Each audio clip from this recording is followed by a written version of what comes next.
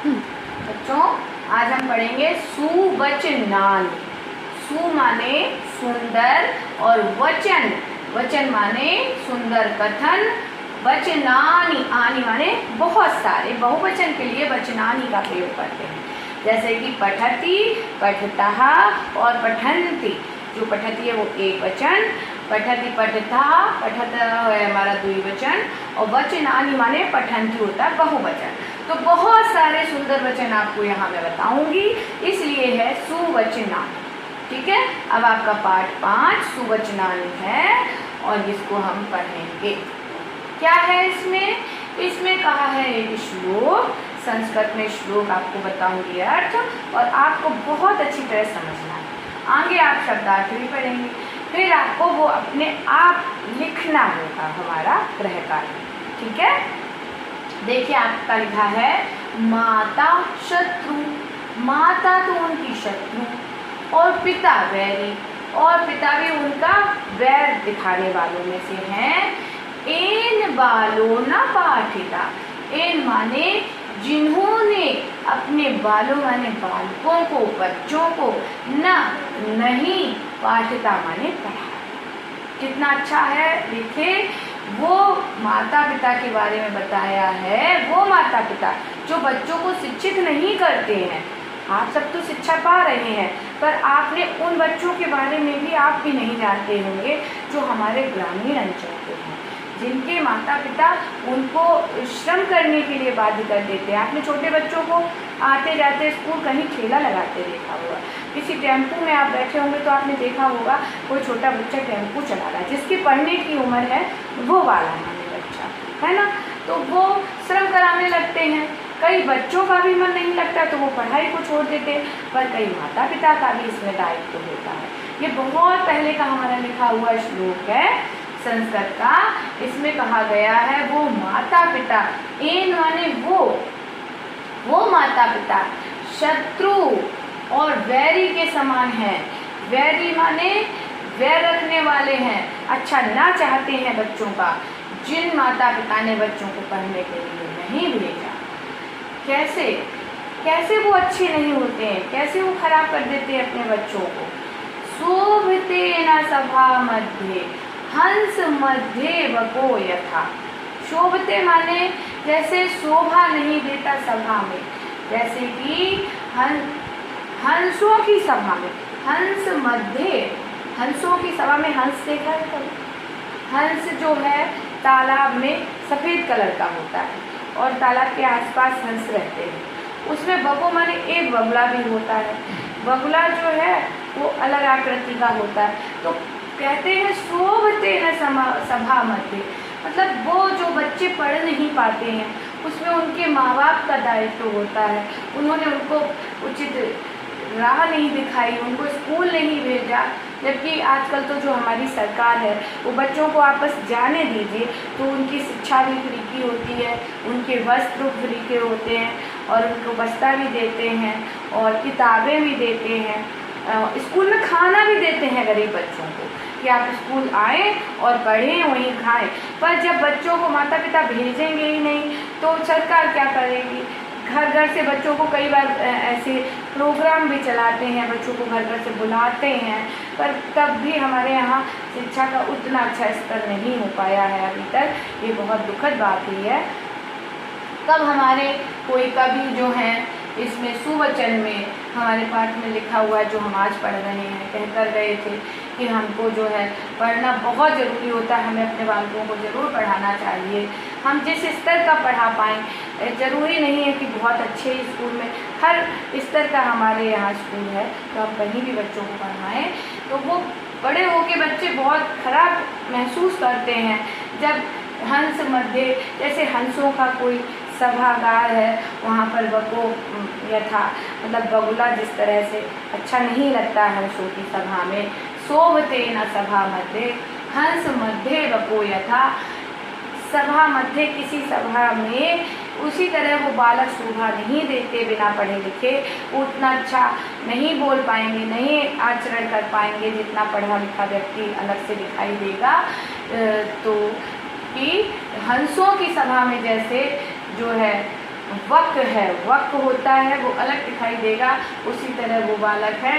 पर उन बालकों को कहाँ ज्ञान होता है कि स्कूल बहुत अच्छी चीज़ है, हमें ज़रूर जाना चाहिए। उनको माता पिता जो हैं, किसी की दुकान होती है तो दुकान में बैठाने लगते हैं, पिताजी हमारी मदद आज आपकी ज़रूर हो रही है, पर अगर बच्चों को आप पढ़ाएंगे नहीं तो कल को वो सभा में कहीं जाने में इतना अच्छा नहीं पा पाएंगे। ये आपने देखा।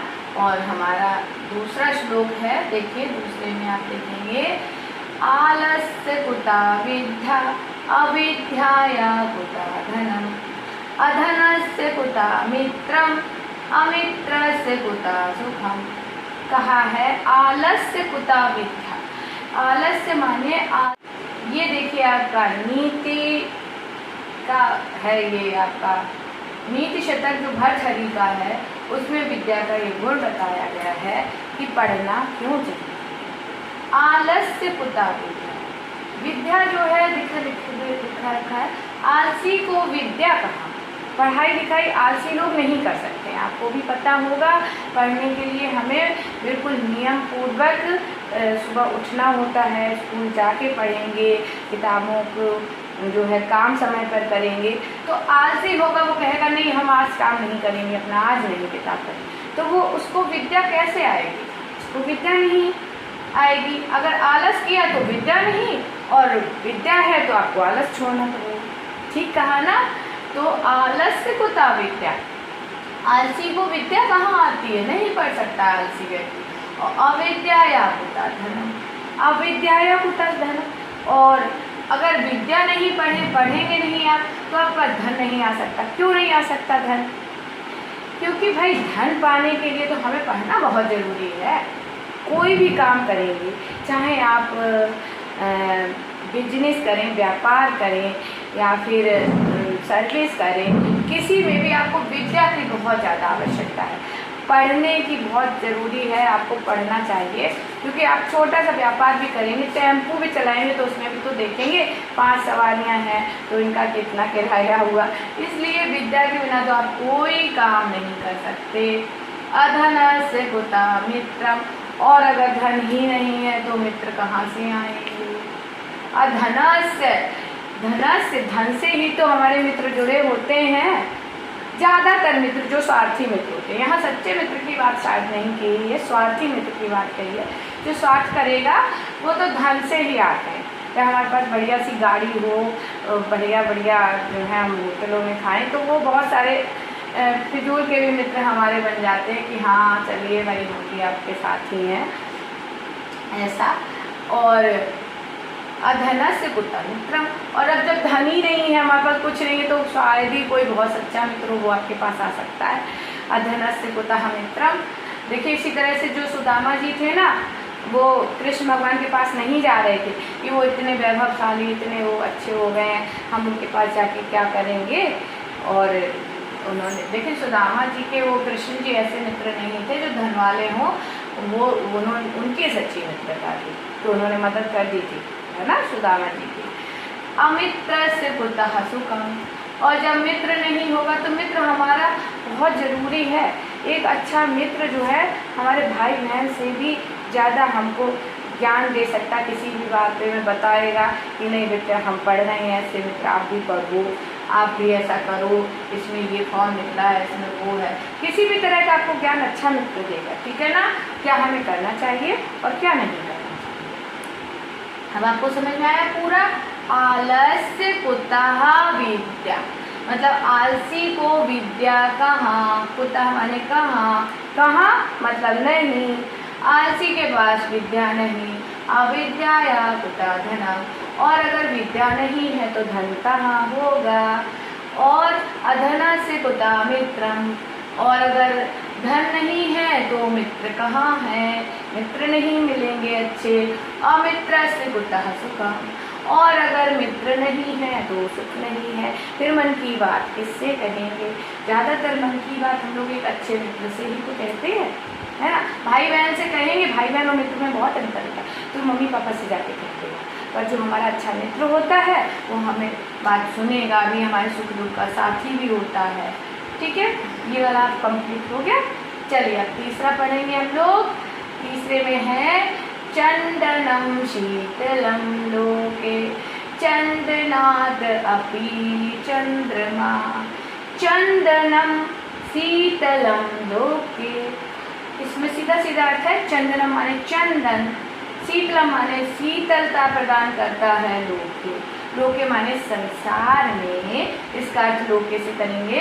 लोके माने संसार में चंदन को बहुत शीतल माना गया है। शीतल माना गया, चंदन का लेप पहले किया जाता था, बहुत गर्मी होती थी तो रानी महाराजा ने को चंदन का लेप। लोके संसार में शीतल होता है चंदन। और चंदनाद अपि चंद्रमा, और चंदन से भी शीतल किरणें किसकी मानी जाती हैं? चंद्रमा की। अपि माने भी, चंद्रमा की किरणें किससे भी शीतल? चंदन से भी शीतल चंद्रमा की किरणें चांदनी रात में आराम से, ठीक है ना। और चंद्र चंदनयो मध्य शीतला साधु संगति। क्या हुआ? चंद्रमा, चंद्र लिखा है, चंद्रमा और चंदनयो और चंदन, इन दोनों के मध्य, इन दोनों से भी शीतल, बहुत ही शीतल प्रभावकारी क्या होती है? साधु संगति। साधु की संगति। साधु माने क्या कहा?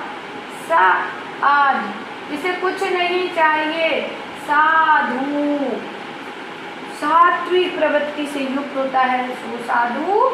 और संगति, उसकी संगति तो सबसे ही ज़्यादा शीतल होती। पर बच्चों, आजकल की साधु नहीं, जो बाबा जी अपना वो वस्त्र धारण करके आ जाते हैं, भिक्षाम दे हमारे यहाँ आते हैं, तो उनको हम लोग जो है अन्नदान सबसे बड़ा दान माना जाता है।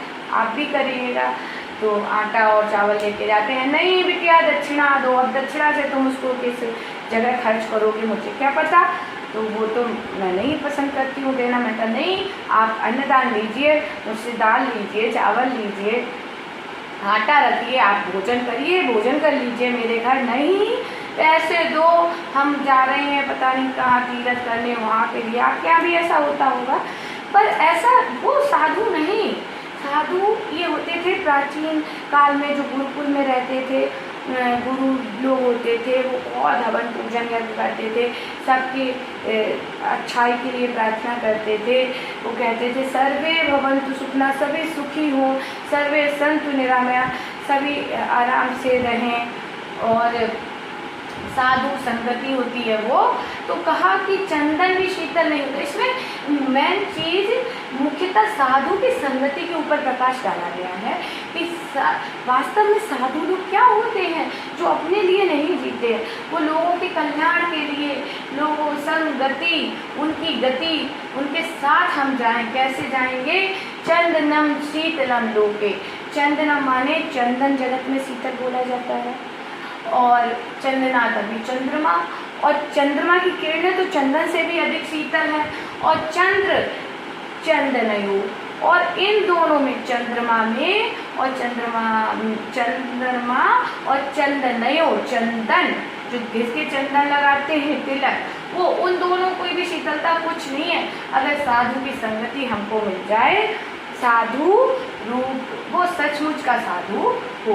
ये है इस तीसरे का अर्थ। आपने समझा होगा।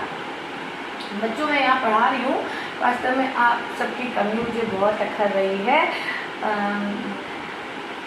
जब बच्चे सामने से पूछते हैं और पढ़ते हैं तब कुछ अलग ही मज़ा आता है। मुझे सबकी याद आ रही है। ये हमारे 7th क्लास का है, 7th के बच्चे याद आ रहे हैं सारे मुझे, जो मुझसे पूछते हैं मैडम मुझे समझ में आया, मैडम इसका अर्थ क्या है। तो इसमें बस यही थोड़ी सी तकलीफें हो रही हैं पढ़ाते समय। चलिए, उद्धमेन ही सिद्ध्यन्ति कार्याणि न मनोरथ, नहि शुक्तस्य सिंहस्य प्रविशन्ति मुखे नगाः। उद्धमेन ही सिद्ध्यन्ति। उद्धमेन माने क्या होता है? उद्धम माने कार्य करना। अपने कार्य से ही आपके मनोरथ पूरे होंगे। श्रम करने से ही आपको कुछ भी मिलेगा। कार्याणि न मनोरथ, ठीक है ना। उद्धमेन ही सिद्ध्यन्ति, उद्यम करने से, कार्य करने से आपके मनोरथ पूरे होंगे। कार्याणि न मनोरथ, और उनकी कार्याणी कामों की सूची बनाकर बैठ जाएं। ये एग्ज़ाम में मुझे ये याद करना है, ये याद करना है, ये याद करना है। उनकी सूची से हमारे मनोरथ, अपने मन के अर्थ, मन की जो आकांक्षाएं हैं वो पूरी नहीं होंगी अगर हम उनकी सूची बनाते रहेंगे कि मुझे पढ़ना है, मुझे पढ़ना है और ये चैप्टर याद करना कल, ये परसों। नहीं, उनके ऊपर हमें क्या करना होगा, उन कार्यों को करना होगा, तब हम उनको मनोरथों को, मनोरथ माने क्या होता है, अपने मन की इच्छाओं को पूरा कर सकेंगे। हमें फर्स्ट आना है, हमें फर्स्ट आना है, ऐसे कहने से फर्स्ट नहीं आएंगे। जब हम पढ़ना शुरू करेंगे तो हम फर्स्ट आएंगे। नहीं सुप्ता से सिंहस्य, नहीं जिस तरह से बताया है श्लोक में कि जिस तरह से सोते हुए सिंह के मुख में, नहीं सुप्ता से सोते हुए, सिंह से सिंह के मुखे मृगा, मुख में मृग, मृग का मतलब यहाँ पर कोई भी हिरण है, कोई भी पशु है जो सोते हुए सिंह के मुख में प्रविशन्ति, प्रवेश नहीं करता है। अगर जिस तरह से सिंह सो रहा हो और वो कहे कि मुझे कोई खाना है, कोई भोजन आ जाए, कोई बढ़िया सा हिरण का नाम सा बच्चा मेरे मुख में आ जाए, मुझे भूख लगी, मुझे भूख लगी, नहीं, ऐसे उसका सिंह का, सोते हुए सिंह का पेट नहीं भरेगा। कैसे भरेगा? वो कर्म करेगा, दौड़ेगा, ढूंढेगा। तालाब के किनारे अक्सर वो झुंड आते हैं पानी पीने के लिए, उनको देखता है हिरण को, और आपने देखा होगा फिर उनके पीछे भागेगा, श्रम करेगा और तब हिरण को पकड़ेगा, तब खाएगा, तब उसका पेट भरेगा ना। ऐसा तो नहीं है कि वो मनोरथ कर ले, मन से सोच ले कि मुझे भूख लगी है और हिरण आके उसके सोते हुए के मुख में चला जाए सिंह के। ऐसा हो सकता है? नहीं हो सकता।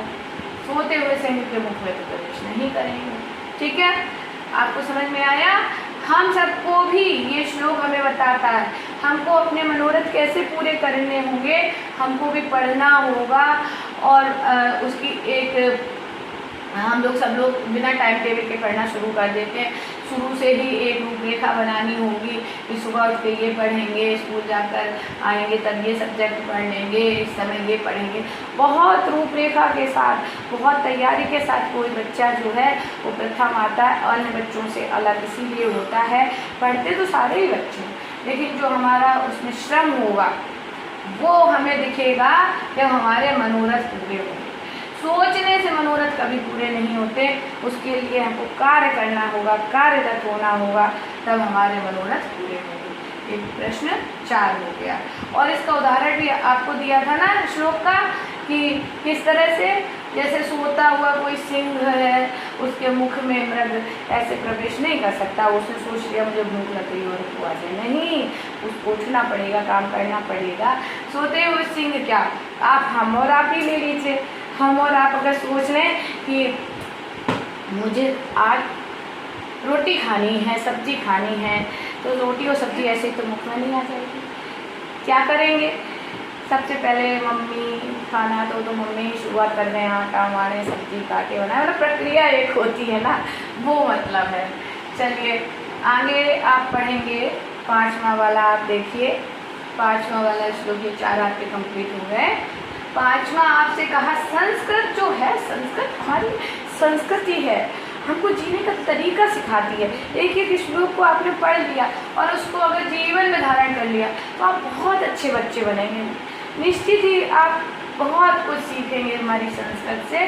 देखिए नंबर 5 में हमारा है, नमन्ति सुफला वृक्षा, नमन्ति सगुणः जना, शुष्कः वृक्षा मूर्खा च न नमन्ति कदाचन। क्या बात है?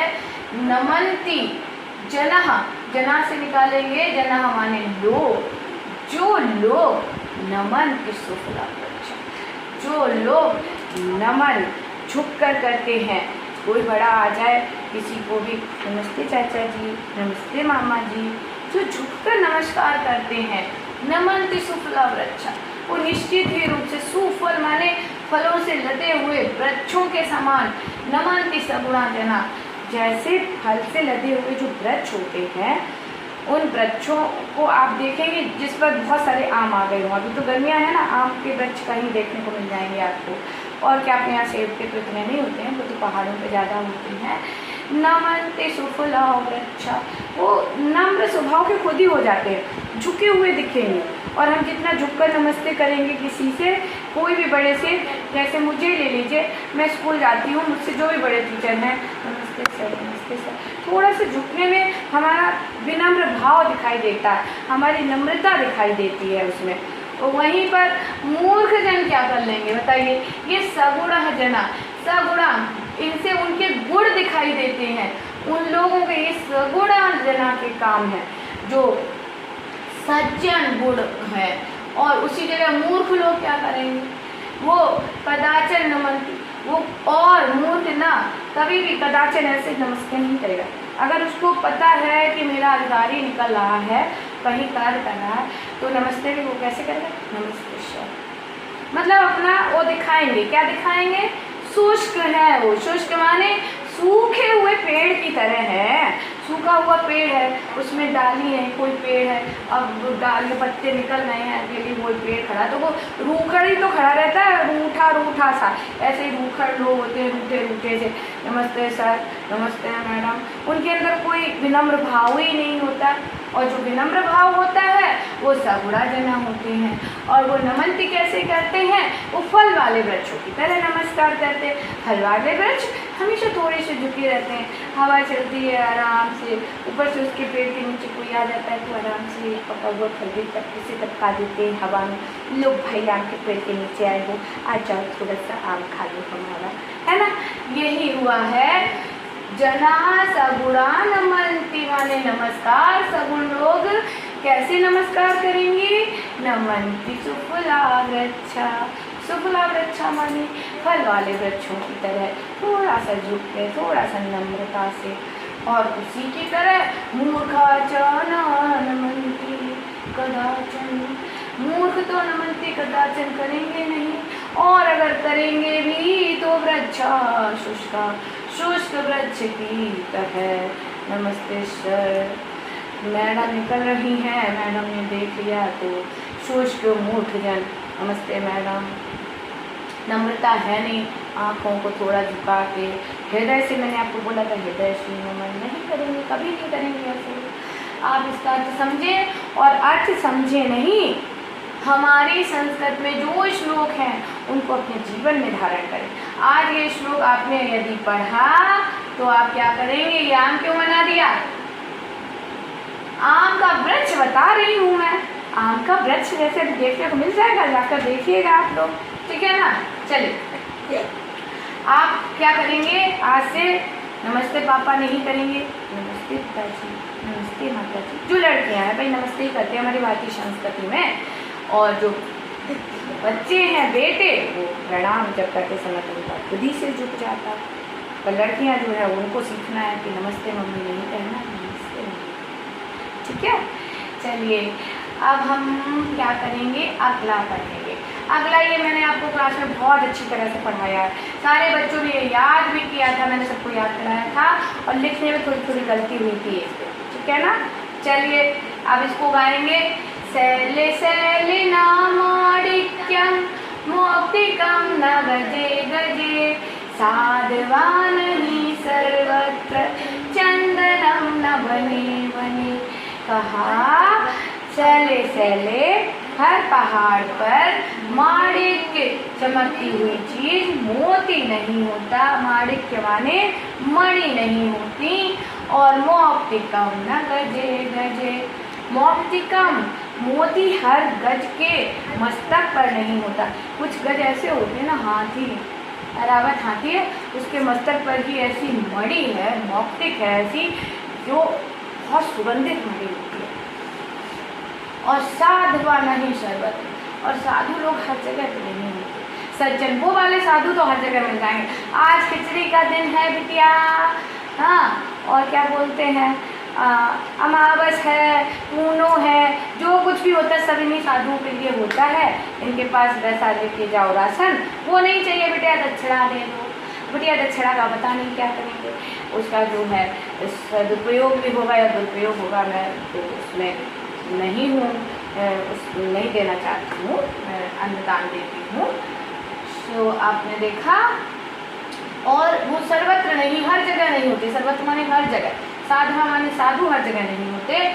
और चंदनम न बने बने, और चंदन की लकड़ी का वृक्ष हर वन में नहीं होता है, हर वन में नहीं होता।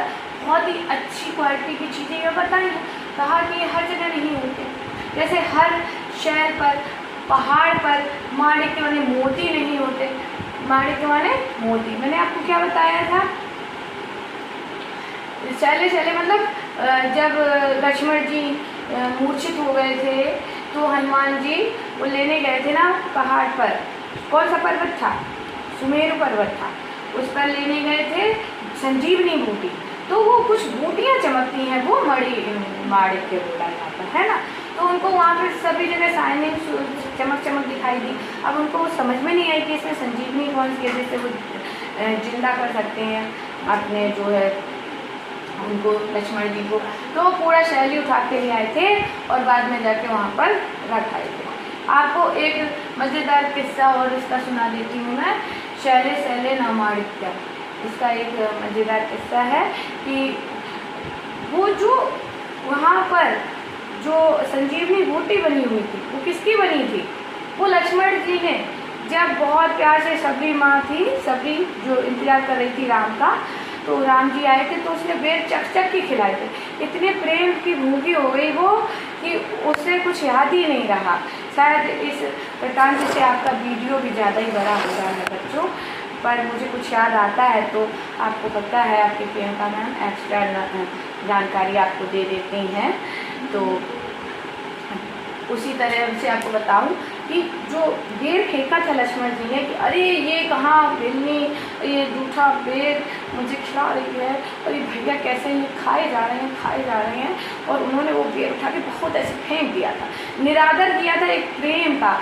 और उसको प्यार की वजह से, प्रेम में वो सोच रही थी कहीं थोड़ा भी कड़वा, थोड़ा भी खराब कसैला बेर ना चला जाए मेरे भगवान के मुख में, इसलिए वो चक के बेर रख के अच्छे ही खिला रही थी। वो ये भूल ही गई थी कि इसमें झूठा भी हो गया, वो झूठे की तरफ उसका ध्यान नहीं था, उसका सिर्फ प्रेम इतना था, इतना प्रेम प्रबल था सबरी का, उसको कुछ समझ ही नहीं आया। कितने वर्षों उसने इंतजार किया था, बहुत वर्षों इंतजार किया था श्री राम भगवान का उसने। अब वो जो है बेर उसने फेंका था लक्ष्मण ने, वही बेर उनकी संजीवनी बूटी बन गई थी। देखिए, शैले शैले नामाणिक्यम मौक्तिकम न गजे गजे, साधुआ नहीं सर्वत्र चंदनम न बने बने। तो हमने जाना कि हर शहर पर, पहाड़ पर, पर्वत पर मौक्तिक नहीं होते, मोती नहीं होते, और हर हाथी के मस्तक पर, गज पर मस्तक उसके मौक्तिक नहीं होता, और साधुआ नहीं सर्वत्र, और साधु जन भी हर जगह नहीं मिलते अच्छे लोग, और हर वन में चंदन के वृक्ष नहीं। ठीक है, चलिए अब हम आखिरी आपका और पढ़ लेते हैं।